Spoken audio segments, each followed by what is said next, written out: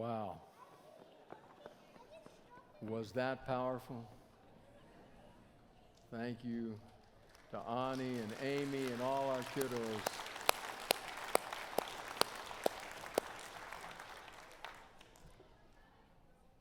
So it's a very odd memory, and yet it stands out clearly in my mind. I can't tell you that I remembered it or I thought of it in precisely these words, but I remember very clearly what I thought. It happened during a Vesper service at the college church, the college where I was a student, when the pastor was preaching on the parable of the prodigal son. It was while we were reading the passage and while he was preaching the sermon that the thought came to me, Jesus should have taken some storytelling lessons. I don't mean it in a sacrilegious way, but even a novice storyteller knows a few things. I was very much a novice at that time, though I had great interest in stories and listening to them, reading them, watching them, and one day telling them. But as novice as I was, I knew this. When a story reaches its emotional peak, its emotional high point, its emotional climax, you stop talking because the story's over. One of the greatest mistakes storytellers make is to keep talking. I mean, I learned that probably doing children's stories. And it wasn't the exceptional reality that we just observed. I learned that in telling children's stories, children are brutally honest. If they're connected, if you're telling the story and they're engaged, they're with you. If they're not, heaven help you. And if you reach the peak, the point where the issues in the story, the conflict is resolved, and keep talking, story's over. And the kids know it. They're rolling around on the stage, pinching each other, kicking each other, picking their nose. They're doing all kinds of things. And for that reason, you've lost them too, because they're watching them. They're not listening to you. And so as one preacher puts it, you can keep filling the air with must and should and ought to and words like that. Nobody's listening because the story is over. And it was that caused me to think Jesus could have used some storytelling lessons. Because this story, this parable in Luke 15 should have ended at verse 24. I'd be surprised if some of you here haven't noticed that as well, but just in case, let's read. Luke chapter 15, starting with verse 11. Jesus continued, "There was a man who had 2 sons. The younger one said to his father, 'Father, give me my share of the estate.' So he divided his property between them. Not long after that, the younger son got together all that he had, set off for a distant country, and there squandered his wealth with wild living. After he had spent everything, there was a severe famine in that whole country, and he began to be in need. So he went and hired himself out to a citizen of that country who sent him into his field to feed pigs. He longed to fill his stomach with the pods that the pigs were eating, but no one gave him anything. When he came to his senses, he said, 'How many of my father's hired servants have food to spare, and here I am starving to death? I will set out and go back to my father and say to him, Father, I've sinned against heaven and against you. I'm no longer worthy to be called your son. Make me like one of your hired servants.' So he got up and went to his father. But while he was still a long way off, his father saw him and was filled with compassion for him. He ran to his son, threw his arms around him, and kissed him. The son said to him, 'Father, I've sinned against heaven and against you. I'm no longer worthy to be called your son.' But the father said to his servants, 'Quick, bring the best robe and put it on him. Put a ring on his finger and sandals on his feet. Bring the fattened calf and kill it. Let's have a feast and celebrate. For this son of mine was dead and is alive again. He was lost and is found.' So they began to celebrate." Jesus respectfully stop talking. The story's over. The conflict has been resolved. The lost son has come home. There's a party that's breaking out. There's excitement. There's joy. The only thing you can say at this point is, and they lived happily ever after. What you don't want to say, Jesus, is, meanwhile, back at the ranch, don't say that. And that's precisely what he does. And it made me, even as a college student, think, wait a minute. What happened here? You missed the best landing point any storyteller could have. Ended on an emotional high point. And instead you kept talking. Now, I'll be honest with you, it took me years to understand that. Took studying Luke's gospel, studying Luke 15, studying Fred Craddock and other New Testament folk. It took me years to finally realize what was happening. And here's what I discovered. The reason Jesus didn't stop at verse 24 is that the parable is not about the prodigal son. Oh, I know he's central to the plot. I get that. I understand that we call it the parable of the prodigal son, or as my NIV version here renders it, the parable of the lost son. But Jesus doesn't stop there because this parable isn't about him. Well, someone says, maybe we could call it the parable of the waiting father. That's what the parable is about. And again, the answer is, you absolutely see the Father's heart on full display here. You see His love and His mercy and His grace. Unquestionably clear. But the parable is not about the waiting father, even though that's central to the plot. The reality is, the parable is about the older brother. That's what the parable is about. And that's why Jesus doesn't stop talking. And you say, well, Randy, how do you figure? How do you know that?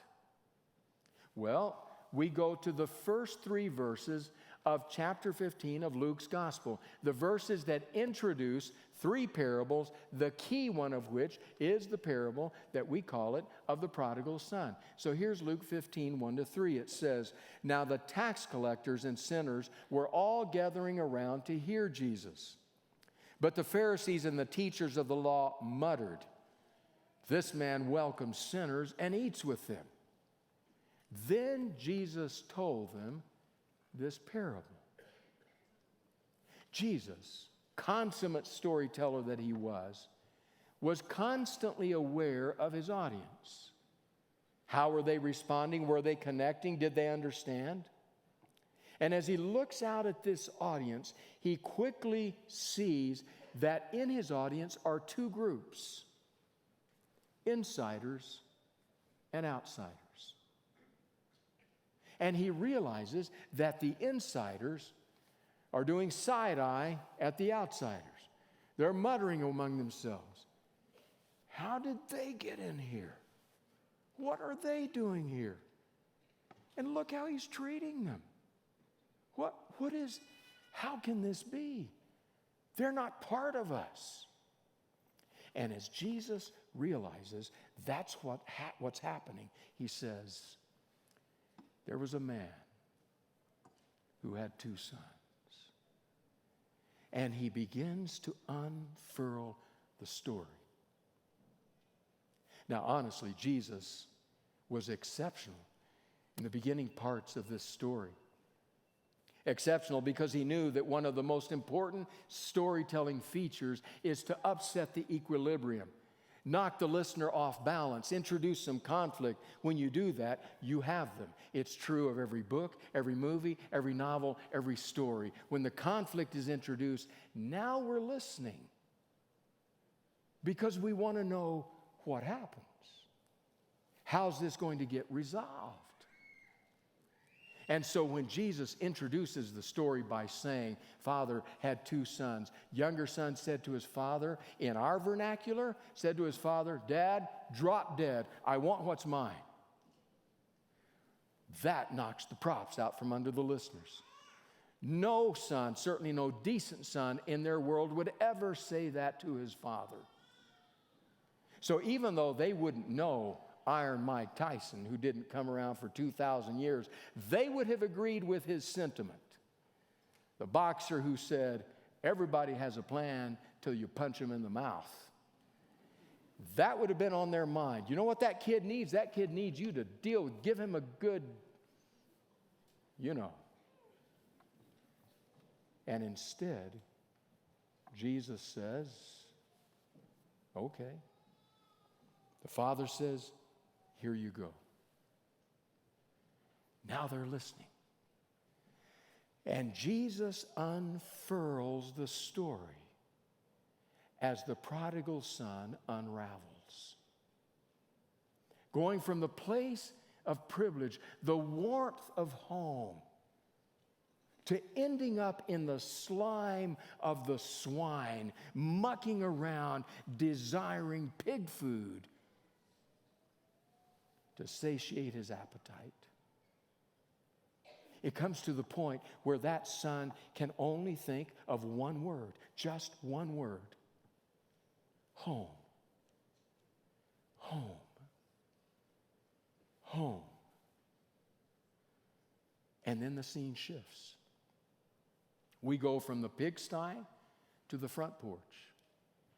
And there on the front porch is the father, sitting there as he must have sat day after week after month and possibly after year, looking down that lane that led all the way to a far country, gazing, peering into the distance to see if maybe today he would come. On this day, he spies a figure down the lane,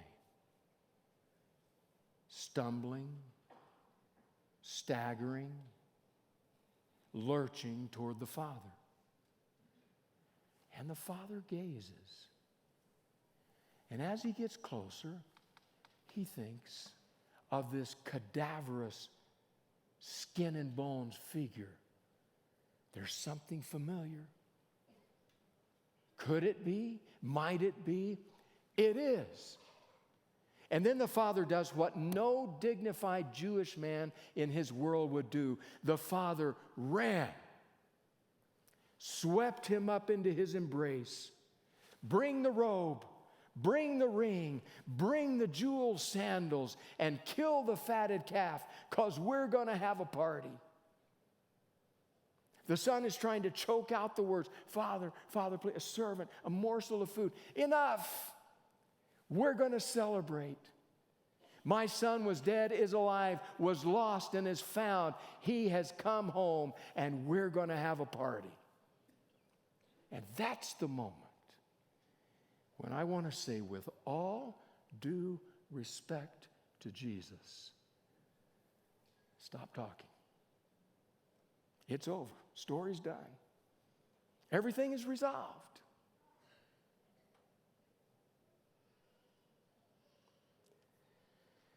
But Jesus keeps talking. Meanwhile, back at the ranch, notice verse 25. Meanwhile, the older son was in the field. When he came near the house, he heard music and dancing. So he called one of the servants and asked him what was going on. Your brother has come, he replied, and your father has killed the fattened calf because he has him back safe and sound. The older brother became angry and refused to go in. So his father went out and pleaded with him. But he answered his father, look, All these years I have been slaving for you and never disobeyed your orders. Yet you never even gave me a young goat so I could celebrate with my friends. But when this son of yours who has squandered your property with prostitutes comes home, you kill the fattened calf for him." "My son," the father said, "you're always with me, and everything I have is yours. But we had to celebrate and be glad because this brother of yours was dead and is alive again. He was lost and is found."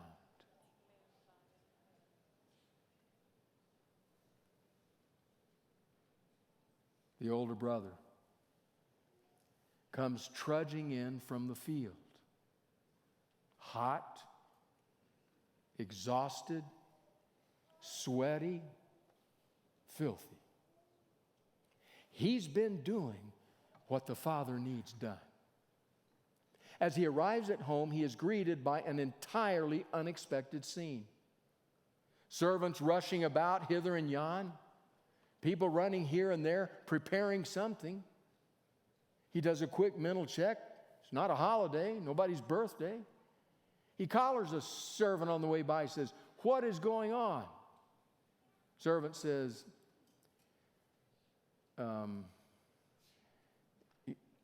you may want to ask your father." "I'm asking you." "Oh, well, it's your brother." "Brother? I don't have a brother." "Well, actually, you do." And he's come home. And your father has killed the fattened calf. And we're going to have a party. You're going to have a what? A party. You know, when people get together and celebrate and eat and drink and dance. "I know what a party is, you fool." "What do you mean you're having a party?" "Yeah, for your brother. And your father would like you to attend." Really? Let's get one thing straight right now. There is no way I'm going to that party.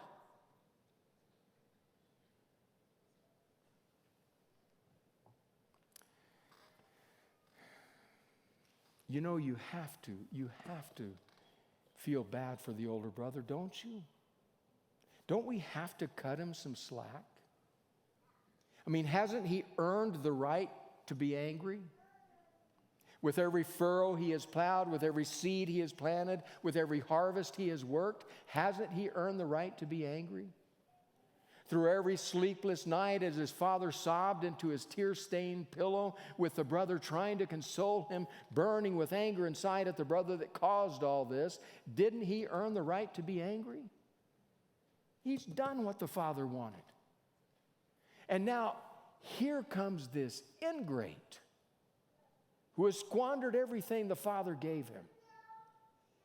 And the father's throwing him a party. Doesn't the older brother have the right to be angry? Shouldn't we cut him some slack? I mean, I think so. But in the interest of full disclosure,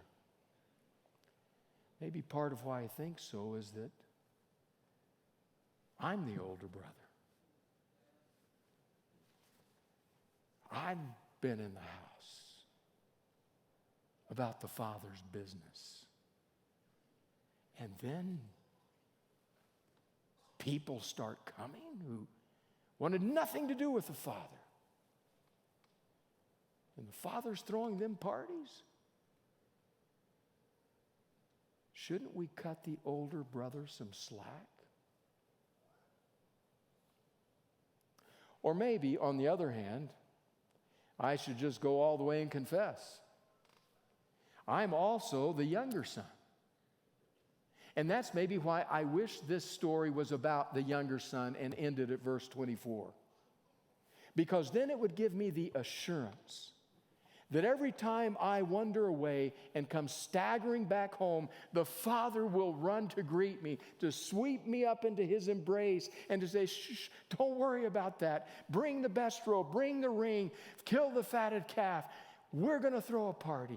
That's what I want the story to be, because it assures me I'll be received with open arms. But to spend my life at home, the old Puritan prayer, I am forever wandering into a far country, and thou art forever welcoming me as a prodigal and bringing forth the best robe. That's what I want it to be. But while that's key to the story's about the older brother. And then comes the father out to meet the older brother. The older brother has just become angry and said, I will not go to that party. And the father comes out and entreats him. He says, my son. We missed something there in the English. There are several different Greek words that could have been used there by Jesus to speak to his son, my son. Jesus chooses the one with the greatest depth of endearment. It's as though the father places his hands on the shoulders of this older son and gazes into his eyes and says, my dear boy. My dear boy, we're in this together. Everything I have is yours. It all belongs to you. You're my boy. You're not diminished by welcoming your brother home. Won't you come into the party? Won't you share with him all the privileges that you have enjoyed? Scott Cormode, again, in his book, The Innovative Church, writes this: hospitality means extending the privileges of community to people who do not have the standing in the community to expect it. It is treating outsiders like insiders. Another way of saying it is that hospitality is extending privileges across differences. The key word there may well be privileges. The big lies that we believe center around the idea that not everyone deserves privileges, that we, the insiders, get to decide who are given privileges. But the way to counter those lies with the truth of the gospel is to say, we must offer hospitality to all of them because God offers hospitality to all of us. And the Father takes the Son's face in his hands and says, my boy, you and I are in this together. It's all yours. Can't you welcome your brother home? Can't you treat the outsider like an insider? There's a tremendous irony in this parable. Because when the prodigal staggers home, he's the outsider. When the older brother trudges home from the field, he's the insider. But once swept up into the Father's embrace, the outsider becomes the insider. And once refusing the Father's invitation, the insider becomes the outsider. But the Father will not allow that outsider to remain outside. He goes out, he meets him, he entreats him, he pleads with him. In fact, here is where we see the storytelling genius of Jesus. Because he doesn't finish the story. The last thing we see in the background is the dancing fire, the shifting shadows, the sound of laughter and joy, the shuffling of feet in the Jewish celebratory dances. All of that is in the background, but in the foreground we see two silhouettes. One is the silhouette of a father reaching toward the son, entreating him. The other is the silhouette of a son pushing the father away.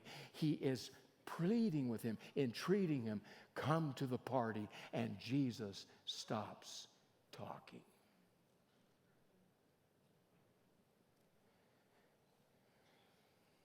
And by doing so,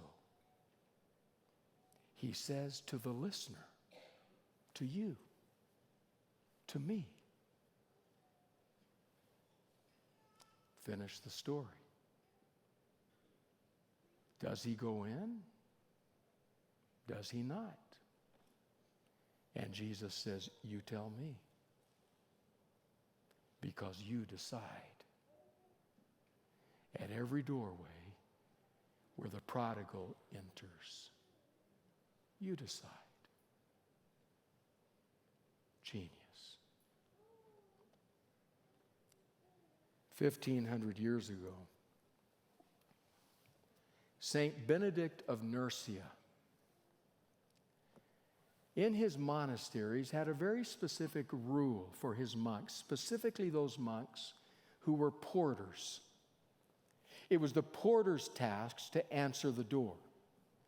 While Benedict of Nursia would never have known this, 2 millennia later, a writer wrote these words, "How we answer the door is how we treat the world." So Benedict of Nursia had a rule for his porters. First, he said, you must sleep close to the door so that you will hear and be awakened by even the quietest knock. And then when you hear the knock, you say to yourself, with all the gentleness and all the grace of God, may peace be upon you. And then you arise, and you go to the door, and you open the door. And you look at the one there, stranger though he or she may be, and you say, thanks be to God. Welcome. One writer, reflecting on what Saint Benedict did, wrote these words.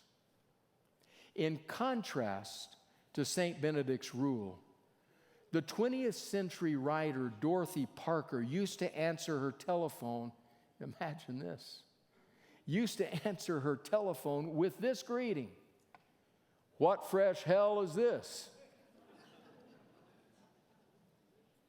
The writer asks, how do you respond when someone knocks on the door of your church or home or life?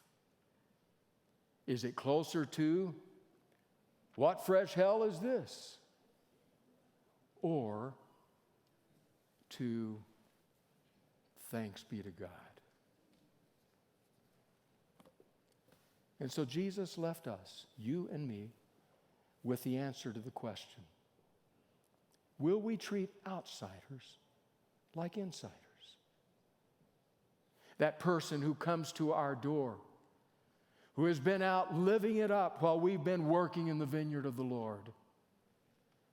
That person who wanted nothing to do with God and showed it by promiscuous, wild living while we sought to be faithful to his heart.